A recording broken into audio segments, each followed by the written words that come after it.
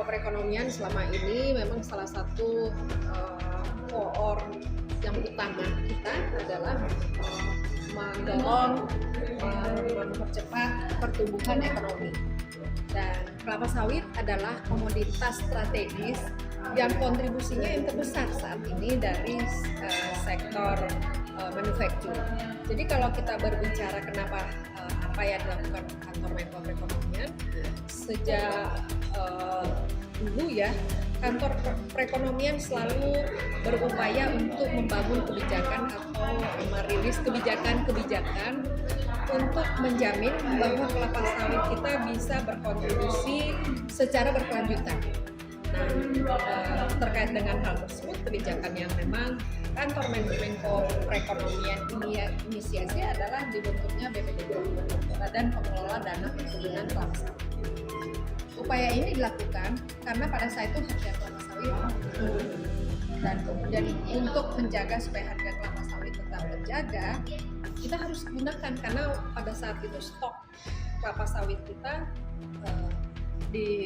oleh global ketahuan kalau stok kita banyak, sehingga harga turun dan sampai di petani itu sangat rendah sekali yang menyebabkan petani untuk memanen sawitnya pun tidak bisa.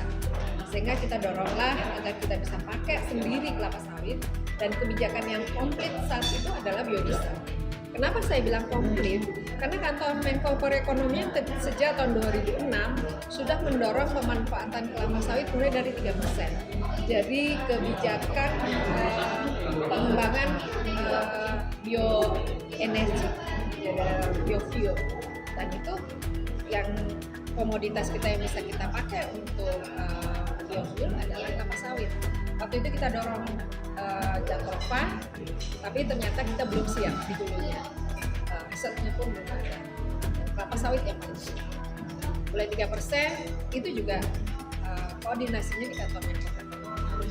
Kemudian dengan BPDP kita dorong mulai dari 15%, sekarang sudah sampai 35% dari BPDP. Kemudian bukan itu saja, untuk menjaga keberlanjutan kelapa sawit, kita dengan BPDP ini kita bisa lakukan, kita dorong karena ketua komplanya adalah kantor Menko Perekonomian, kita dorong kebijakan peremajaan sawit rakyat. Kantor Menko Perekonomian mendorong adanya rencana Impres nomor 6 tahun 2019, kemudian penyempurnaan perbaikan ISPO Indonesia Sustainable Palm Oil dari regulasi di bawah Kementerian Pertanian menjadi regulasi di bawah Presiden dengan Perpres nomor 44 tahun 2020, karena kita perbaiki ISPO supaya keberterimaannya lebih besar lagi. Kemudian kantor Menko menginisiasi RAN KSB yang tadi saya ceritakan, kita siapkan itu tidak hanya setahun, lebih dari 5 tahun, hanya terbit Impres kelapa sawit berkelanjutan, dan sekarang kita menginisiasi bekerja sama dengan seluruh stakeholders ya. Kalau kantor Menko itu kan tidak sendiri, selalu bersama-sama seluruh stakeholders. Kami hanya mengkoordinasikan National Dashboard Komunitas Berkelanjutan Kelapa, National Dashboard Data dan Informasi Komoditas Berkelanjutan.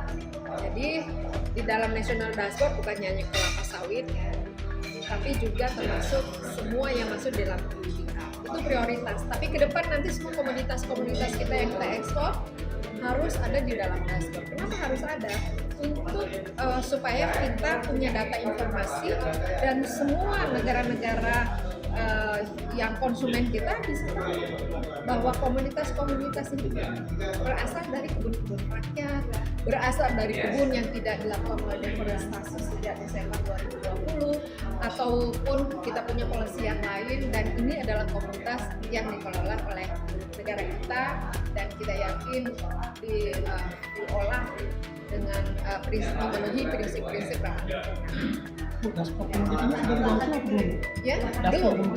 Karena kita sekarang sedang melakukan piloting.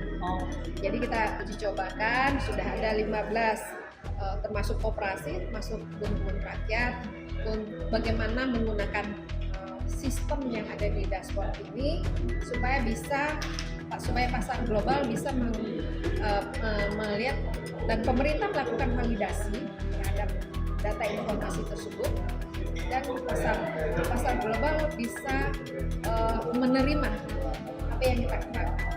Kita kembangkan bersama-sama.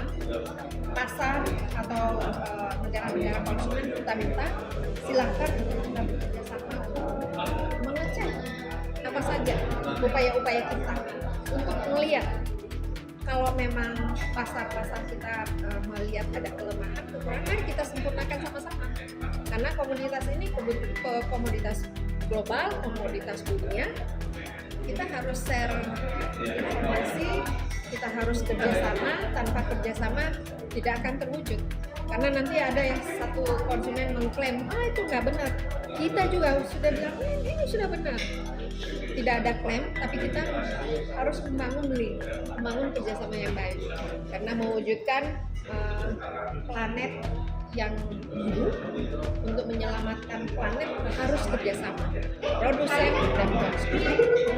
Ini Bu, dari Kemenko Perekonomian sendiri, arahan khususnya kepada BRIN untuk mendukung dalam kemajuan industri sawit itu apa Bu?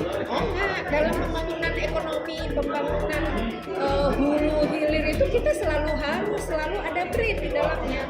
Karena kita tidak bisa maju, tidak bisa berkembang, tidak bisa mengembangkan efisiensi, tidak punya kreativitas, tidak bisa berinovasi kalau tidak ada BRIN. BRIN menjadi partner dalam pembangunan ekonomi kita. Kita nggak mungkin membangun abal-abal, kita harus membangun yang proven, yang terbukti, yang berdasarkan hasil riset. Oleh karena itu dalam setiap pengembangan kan kita ada BRIN di dalamnya. BRIN dalam berarti semuanya ya. Ada yang BRIN dikembangkan oleh pemerintah, ada BRIN dikembangkan oleh institusi, ada oleh swasta, ada oleh universitas.